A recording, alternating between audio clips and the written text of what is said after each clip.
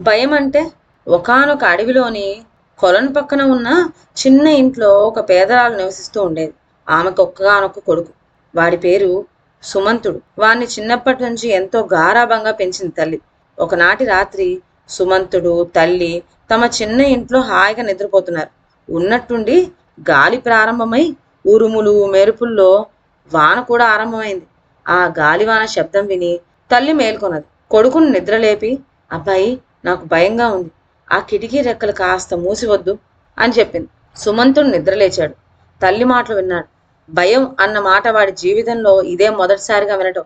అందుచేత కిటికీలు మూస్తాలే అమ్మా, భయం అంటామేమిటి, అది ఎలా ఉంటుంది అని అడిగాడు. కొడుకు అడిగిన ఈ ప్రశ్నకు ఏమీ జవాబు ఇవ్వలేదు తల్లి.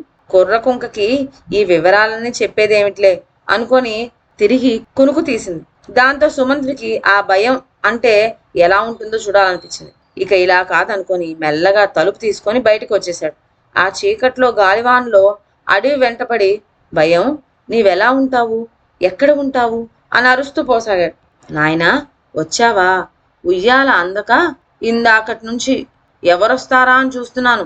నువ్వు కాస్త నన్ను భుజాల మీద నిలబడినిచ్చావంటే ఉయ్యాల నుంచి మా బాబుని కిందకు దింపుతాను అన్న జవాబు వినపడింది. సుమంతుడు సరే అని అక్కడికి వెళ్ళాడు. అక్కడ ఒక ఇంట్లో ఒక స్త్రీ నిలబడి ఉన్నది. పైన దూలానికి ఉయ్యాల వేలాడుతోంది. నిజానికి ఆవిడ మానవ స్త్రీ కాదు, రాక్షసి. ఆ సంగతి తెలియని సుమంతుడు ఆమెను తన భుజాల మీద ఎక్కించుకున్నాడు. రాక్షసి సుమంతుని తన కాళ్ళతో నలిపి చంపాలని ప్రయత్నం చేసింది. దాంతో సుమంతుడికి కోపం వచ్చి రాక్షసి కింద పడేలా చేతులతో గుంజాడు. బ్రహ్మ రాక్షసి బోర్లా కింద పడింది. ఆ పడటంలో నోటి కొర్రలు రెండు విరిగిపోయినాయి. కుయ్యో మొర్రో అంటూ అది అక్కడి నుంచి పారిపోయింది. సుమంతుడు ఆ ఇంటి నుంచి బయటకు వచ్చాడు. అప్పటికి బాగా సూర్యోదయం అయింది. గాలి వాన వెలిసినాయి. మరికొంత దూరం ముందుకు నడిచాడు. ఒక చోట కొండరాల మీద కూర్చుని ఉన్న కొందరు దొంగలు అతడికి కనిపించారు. వాళ్ళు సుమంతుని చూచి, ఎవడివిరా నువ్వు?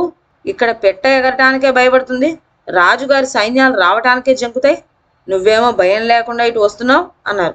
ఆ భయం ఏమిటో, ఎలా ఉంటుందో చూద్దామనే వస్తున్నాను అన్నాడు సుమంతుడు. దొంగలకి ఈ జవాబు నవ్వు తెప్పించింది. వాళ్ళు ఒక పెనం అట్లకాడ అట్ల పిండి సుమంతుడికి చేతికిచ్చి, ఆ చెట్లల్లో ఉన్న శ్మశానంలోకి వెళ్ళి ఆ పిండితో ఒక రొట్టె కాల్చుకురా, భయం అంటే ఏమిటో నీకే తెలుస్తుంది అన్నారు. సరే అని సుమంతుడు శ్మశానంలోకి వెళ్ళి పొయ్యి రాజేసి పెనం మీద రొట్టె కాల్చసాగాడు.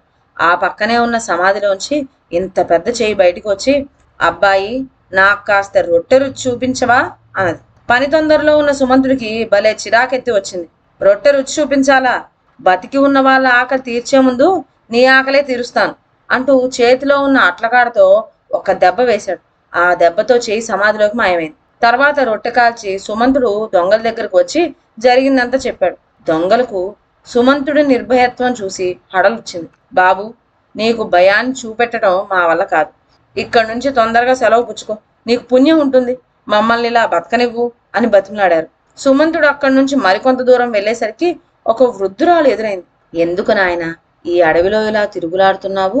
మీది ఏ ఊరు, ఏం పని అని అడిగింది. సుమంతుడు సంగతంతా చెప్పి, అవ్వా, భయం అంటే ఎలా ఉంటుందో చూడాలన్న కోరిక ఇంకా నెరవేరలేదు అన్నాడు.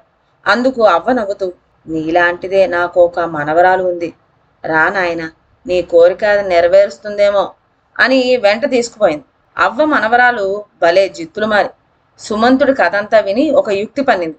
వేళ కాగానే సుమంతుడికి అన్నం వడ్డించి అంత ఎడంగా నిల్చుంది. తీరా సుమంతుడు అన్నం కలుపుకొని ముద్ద నోట్లో పెట్టబోయేసరికి, ఉండు ఉండు, వండిన కూర చెట్టి తేవటం మర్చిపోయాను అంటూ వంటింట్లోకి వెళ్ళి ఒక పెద్ద చట్టి తెచ్చి అతడు ముందు పెట్టింది. సుమంతుడు కూర వేసుకుందామని చట్టి మూత తెచ్చాడు. ఆ వెంటనే అందులోంచి టపటపమనే శబ్దం వినిపించింది. ఆ అంటూ సుమంతుడు భయపడి వెనక్కు ఒరిగిపోయాడు. చట్టీలో మూత పెట్టబడి ఉన్న పిచ్చుక ఒకటి తుర్రుమంటూ బయటికి ఎగిరిపోయింది. భయం అంటే ఏమిటో తెలియని సుమంతుడు ఆ పిచ్చుకేసి చూస్తూ ఉండిపోయాడు. అవ్వ మనవరాలు విరగబడి నవ్వుతూ, ఇప్పుడు తెలిసిందా భయం అంటే ఎలా ఉంటుందో అని అడిగింది. సుమంతుడికి సత్యం ఒప్పుకోక తప్పలేదు. అవును, భయం అంటే ఏమిటో ఇప్పటికి తెలిసింది. ఇక మా అమ్మ దగ్గరికి వెళ్తాను. మీ ఇద్దరు కూడా మా ఇంటికి వస్తే మా అమ్మ చాలా సంతోషిస్తుంది అంటూ లేచాడు. మగదిక్కులేని వాళ్ళు కనుక అవ్వ మనవరాలు కూడా సుమంతుడి కోరికపై వాళ్ళింటికి వెళ్ళారు. సుమంతుడి తల్లికి మహదానందం కలిగింది. అందరూ కలిసి ఒకే కుటుంబంగా బ్రతకసాగారు. సుమంతుడు కూడా ఒళ్ళు వంచి పనిచేస్తూ అన్ని విధాల మంచివాడు అనిపించుకున్నాడు. కొన్నాళ్ళ తర్వాత సుమంతుడికి యుక్తిపరురాలైన అవ్వ మనవరాలకు వివాహం కూడా జరిగింది. ఇదండి వాటి కథ. మరొక మంచి కథతో నెక్స్ట్ వీడియోలో కలుద్దాం. అంతవరకు సెలవు. నా ఛానల్లోని కథలు మీకు నచ్చినట్లయితే నా ఛానల్ను లైక్ చేసి సబ్స్క్రైబ్ చేయండి. షేర్ చేయడం మర్చిపోవద్దు. కొత్త కథ నోటిఫికేషన్ కోసం బెల్ ఐకాన్ ప్రెస్ చేయండి. Thank you.